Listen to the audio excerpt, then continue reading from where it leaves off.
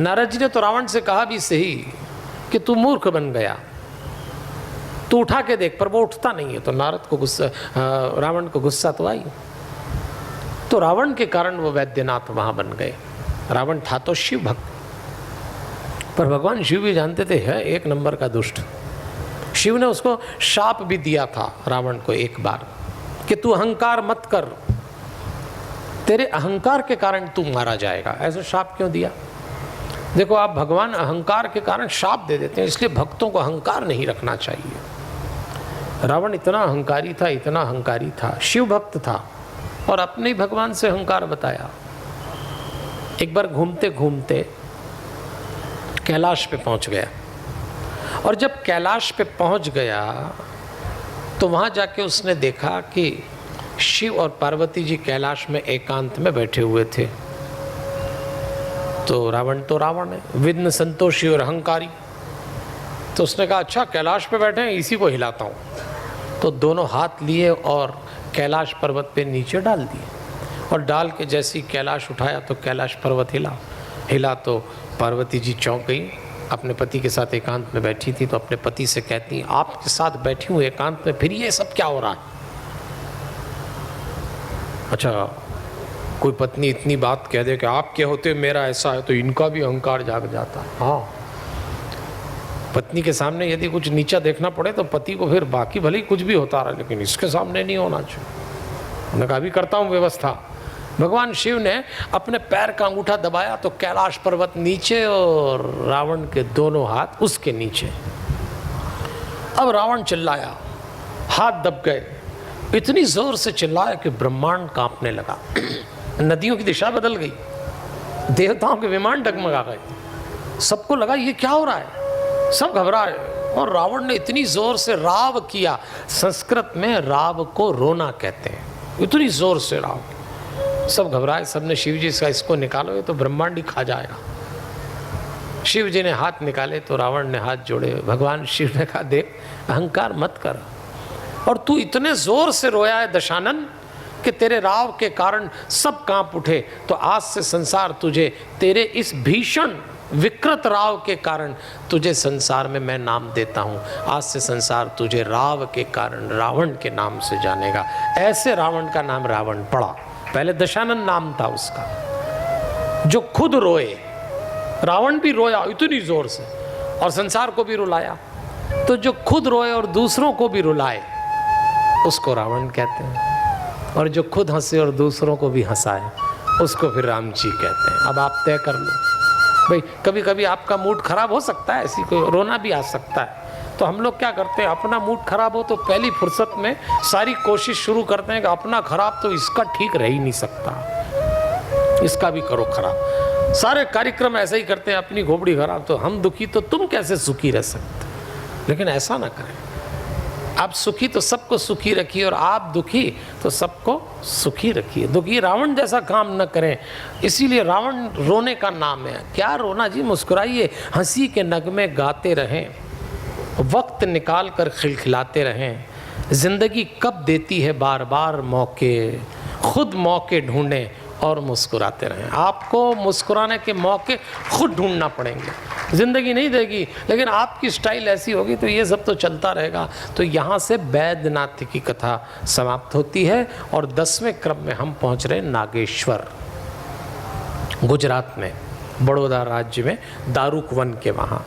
ये नागेश्वर है। एक दारुका नाम की राक्षसी थी, पार्वती जी की भगत, पार्वती जी को प्रसन्न कर लिया।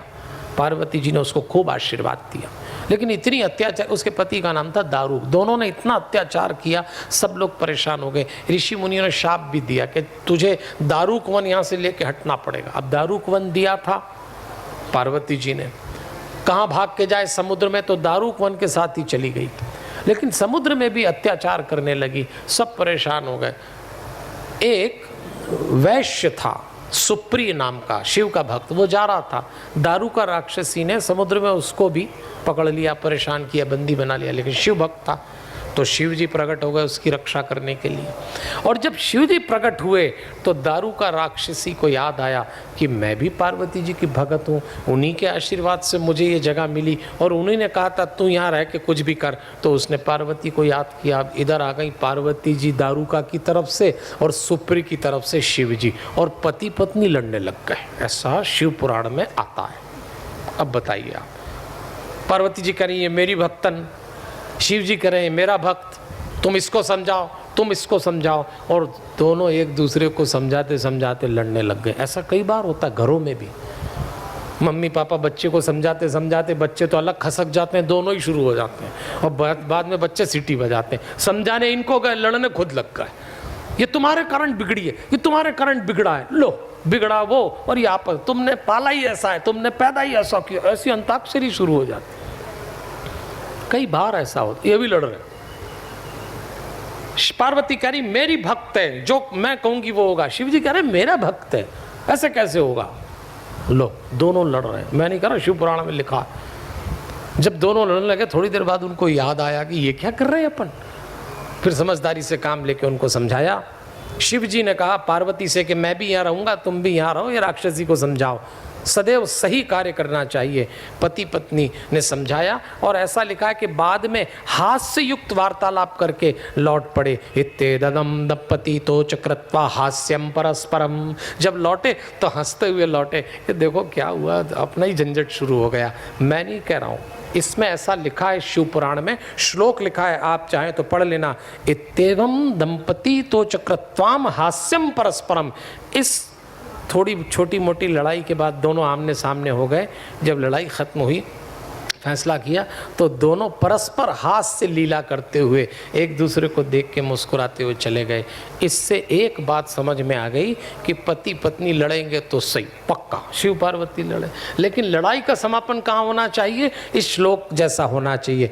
इत्येवं दंपति चोकृत्वा हास्यम परस्परम। दंपति को अपने विवाद का समापन हंसते हुए मुस्कुराते हुए करना चाहिए। मैं नहीं बोल रहा, शिव पुराण में लिखा है। बोले भगवान शंकर की, उन सब पति पत्नी की, किसकी, जो लड़ने के बाद मुस्कुराते हैं उन सब की जय। भैया मैं आपसे निवेदन कर, हाँ ताली बजाइए ना, इतना डर डर के क्यों कथा सुनते हैं आप। काम की बात पे ताली नहीं बजाते, और जब काम की बात नहीं होती तो पता नहीं कहाँ खो जाते हैं। मेरी बात सुनिए, मैं कोई बात मन से नहीं कर रहा। शिव पुराण में परिवार के सूत्र दिए हैं। घर में सदस्यों में मतभेद होते रहते हैं, लेकिन हर मतभेद का समापन जब भी हो मुस्कुराते हुए होना चाहिए, प्रसन्नता के साथ होना चाहिए। यही इस शिव पुराण ने हमको दिया। और अब आता है श्री रामेश्वरम, 11वां ज्योतिर्लिंग। आप सब जानते हैं दक्षिण में समुद्र तट पे है। श्री राम अवतार में भगवान को प्यास लगी तो उनको याद आया कि मैंने शिव के दर्शन नहीं किए और लंका जाना है। समुद्र पार कैसे उतरेंगे, रावण को कैसे जीतेंगे, तो सेतु बनाया और चढ़ने के पहले शिव जी की स्थापना की। शिवलिंग की स्थापना करके पूजा की रामेश्वरम की, और शिव जी से कहा आप भोलेनाथ हैं, मैं आक्रमण करूंगा आपके भक्त पे, आप उसके पक्ष में लड़ने मत आ जाना। तो राम जी को मालूम था कि ये कुछ भी कर सकता है रावण, उनको ले आएगा, और भोलेनाथ तो तुरंत चल देते हैं। तो पहले कहा महाराज, तो भोलेनाथ ने कहा नहीं ठीक है, आप इसको निपटाओ, आदमी ठीक नहीं है, पर मैं तो बंधा हुआ हूँ, मैं तो अनुचित कर्ता के नाम से जानता हूँ।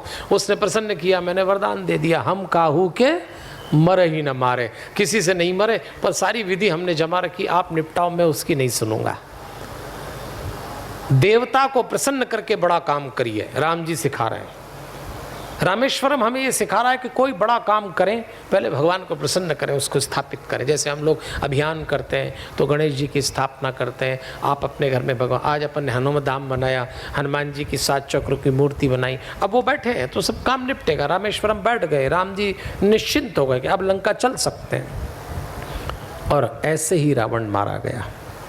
देखिए भगवान दुर्गुणों के पक्ष में नहीं रहते। भगवान सदैव कहते हैं सद्गुण के लिए जो भी प्रयास करेगा मैं उसका समर्थन और उसका सहयोग करूंगा, तरीका मेरा अपना होगा। ऐसे रामेश्वरम जी की कथा आती है। और सज्जनों देवियों, अब 12 ज्योतिर्लिंग में 12वां ज्योतिर्लिंग है घृष्णेश्वर। चलिए घृष्णेश्वर चलते हैं। हैदराबाद के वहाँ दक्षिण में एक सुधर्मा नाम का ब्राह्मण था, उसकी पत्नी का नाम था सुदेहा। उस पत्नी से कोई संतान नहीं होती, तो उस पत्नी ने कहा कि मेरी बहन है घूष्मा, अब घूष्मा से विवाह कर लीजिए। विवाह कर लिया, संतान हो गई, लेकिन अपनी बहन की संतान से ईर्ष्या करने लगी। और एक दिन एक बेटा हुआ, जो बड़ा हुआ उसकी भी बहू आ गई। सौत यानी अपनी बहन जिसका विवाह स्वयं कराया, उसके बेटे को मार डाला ईर्ष्या में। ये जो सौतिया डाह, ये जो ईर्ष्या है, ये परिवारों को समाप्त कर देती है। सुबह पता लगा बेटा नहीं मिल रहा, घूष्मा गई। जब शिव का अभिषेक कर रही थी नदी पे, तो अपने बेटे का शव देखा, तो भगवान से कहा ये कैसा हो गया। भगवान ने उसकी तपस्या सुनी तो पुत्र को तो जीवित कर दिया, पर भगवान ने बताया कि ये हत्या तेरी बहन ने की है।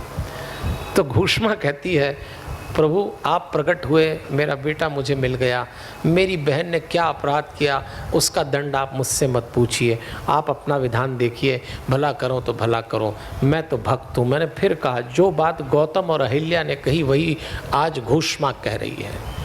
हम लोग तुरंत भगवान से दूसरे के लिए दंड मांगते हैं, जब वो देने का व्यवस्था कर ही रखी है, क्योंकि भगवान की व्यवस्था बहुत साफ है, वो गलत का दंड देता ही देता है। फिर आप अपनी अकल काय के लिए उसमें डालते हो? वो है ना, आपको कमज़ोर लगता है क्या भगवान? आपको कम अकल लगता है क्या भगवान? तो फिर क्यों भगवान से कहते हो कि भगवान उसका ऐसा कर देना? वो तो कर ही देगा, तुम्हारे कहने से कौन सा करेगा। और कहीं ठीक ठाक नहीं सुना तो लौट के तुम पे ही आने वाली है। और कभी भगवान ज़्यादा बिजी हुए तो आपका डायलॉग लौट ना जाए, इसलिए जिसका जो काम है आप तो हमारे ऊपर कृपा बनाए रखना, बाकी जिसका जो करना आपका सिस्टम, आप तो मेरे ऊपर दया रखना। बस भगवान से एक ही चीज़ मांगना चाहिए, दूसरे का हित कभी ना मांगे, अपने हित में 100 का गुणा मांग लो, वो चलेगा। आपको जो लगता है मांग लो, भगवान मेरा ये कर देना, मेरा हाँ ठीक है ना, दूसरे का ये कर देना हमारा विषय नहीं है। क्यों भगवान से बात करते हैं? क्यों ऐसा काम करेंगे हम? घोषणा ने भी यही किया। इस घृष्णेश्वर की फलश्रुति में कहा गया है कि इसके दर्शन करने से मन की मलिनता खत्म हो जाती है। परिवार मन की मलिनता समाप्त करने पे ही बचेंगे। ख़ास तौर पे जब सब परिवार घृष्णेश्वर जाएं तो उनसे कहिए परिवार एक बना रहे महाराज। परिवार बनता है एक त्याग से। धैर्य और त्याग गृहस्थी के आभूषण है। जो घर बचेगा वो 2 ही कारणों से बचेगा, जितने सदस्य धैर्य रखेंगे और एक दूसरे के लिए त्याग की वृत्ति रखेंगे, परिवार उतना ही बच जाएगा। और नहीं तो तेरे मेरे में निपट जाता है। मुझे एक बहुत अच्छी घटना याद आती जापान की। जापान के राजा को एक बार सूचना मिली कि एक घर में 75 मेंबर्स एक फैमिली में एक छत में रहते हैं। तो राजा ने कहा उस आदमी को बुलाओ जो मुखिया है, मैं जानना चाहता हूँ कि 75 लोग एक साथ कैसे रहते हैं। तो उससे पूछा कि ज़रा बताओ कि 75 लोग एक साथ कैसे रहते हैं प्रेम से। उस आदमी ने कहा लंबी चौड़ी भाषण तो दे नहीं सकता, आप चाहें मेरा उत्तर तो एक कागज़ और एक कलम बुलवाइए। राजा ने कहा कागज़ कलम, हाँ उस पर लिख दूंगा। राजा ने कहा लिखो। राजा को लगा अब ये कोई निबंध लिखेगा, 75 लोग। तो राजा ने कागज़ पढ़ा तो चौंक गया। उसने 75 बार एक ही शब्द लिखा था, सैक्रिफाइस सैक्रिफाइस सैक्रिफाइस सैक्रिफाइस। राजा चौंक गया कि अगर सैक्रिफाइस ही लिखना था तो एक ही बार लिख देता, 75 बार क्यों लिखा। तब उसने कहा 75 मेंबर रहते हैं तो 75 बार ही सैक्रिफाइस करना पड़ेगा, तब जाके घर बचता है। बहुत बड़ी सूत्र की है। सैक्रिफाइस मतलब त्याग, एक दूसरे के लिए जीने की तमन्ना, यहाँ से परिवार बचता है। ये घृष्णेश्वर की कथा है। यहाँ आके 12 ज्योतिर्लिंग की कथा को विराम मिलता है। अब एक कथा आती है, भगवान विष्णु के पास जो सुदर्शन चक्र है वो भगवान शंकर जी ने उनको दिया था। भगवान विष्णु ने शिव की उपासना करते हुए एक के बाद एक फूल चढ़ाए, 1000 कमल चढ़ाए। शिव जी को भी सूझा कि चलो इनकी परीक्षा लेते हैं। तो शिव जी ने क्या किया, एक कमल छिपा दिया। विष्णु जी ढूंढते रहे, ये क्या हुआ, 1000 कमल मैंने चढ़ाए पर एक नहीं चढ़ता, वो इनने छुपा लिया था।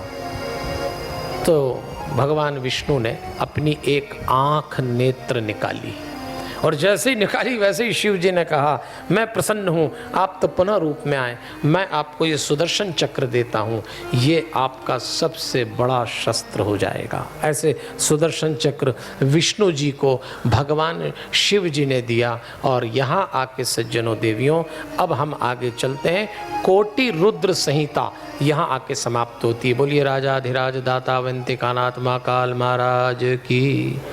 अब हम चल रहे हैं उमा संहिता में। 7 संहिता, 261 अध्याय, 24,000 श्लोक का ये ग्रंथ। अब हम 5वीं संहिता उमा संहिता में चल रहे हैं। आइए, उमा संहिता मतलब माताओं की कथा।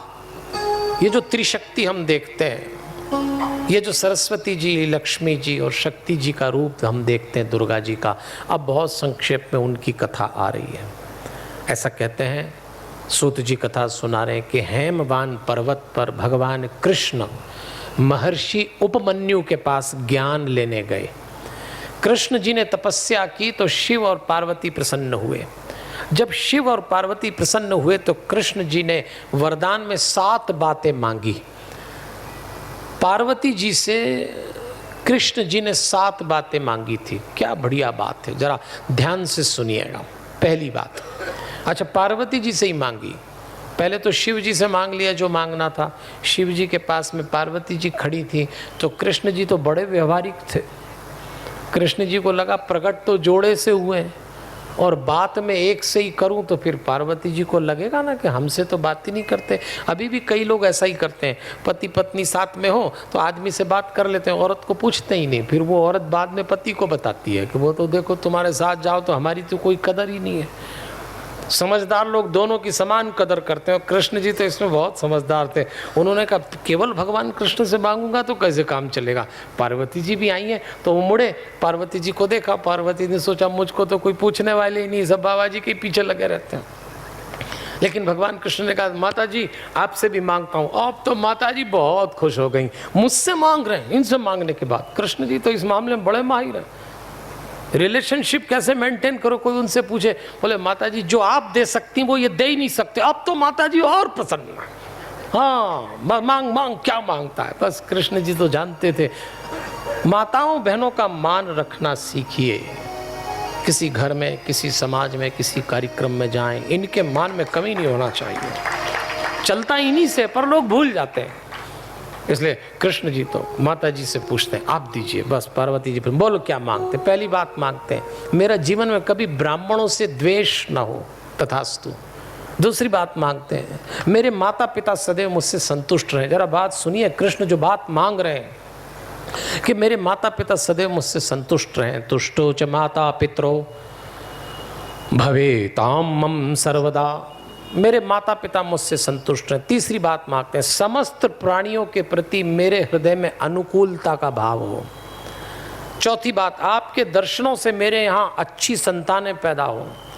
पांचवी बात में देवताओं को सदैव तृप्त करूं। छठी बात साधु सन्यासी अतिथियों की सेवा करूं। और सातवीं बात भाई बंधुओं के साथ मेरा प्रेम बना रहे। ऐसी 7 बातें कृष्ण जी ने पार्वती से मांगी और पार्वती जी ने उनको वरदान दे दिया। आइए कथा आगे आती है। सूत जी से प्रश्न पूछ रहे हैं, उधर ब्रह्मा जी कथा सुना रहे हैं नारद जी को। उसी कथा को हम सुन रहे हैं तो पूछा गया कि मनुष्य जब ये सब अच्छे काम करता है तो उससे गलत काम भी हो जाते हैं। तो मनुष्य को नर्क जाना पड़ता है। नर्क जाना पड़ता है पाप करके। तो बताइए ना पाप क्या होता है, कितने प्रकार के पाप होते हैं। तो बताया एक मानसिक पाप होता है, एक वाचिक पाप होता है, एक शारीरिक पाप होता है, एक तपस्वी वरिष्ठ लोगों का निंदा करना ये पाप होता है। 5वां पाप ये चोरी हत्यारा बन जाना, व्यभिचारी बन जाना। ऐसे 5 किस्म के पाप बताएं। ये सब पाप है, पर मोटी मोटी बात समझ लो मानसिक पाप सबसे खतरनाक, क्योंकि ये जब हम करते हैं तो सामने वाले को पता नहीं लगने देते।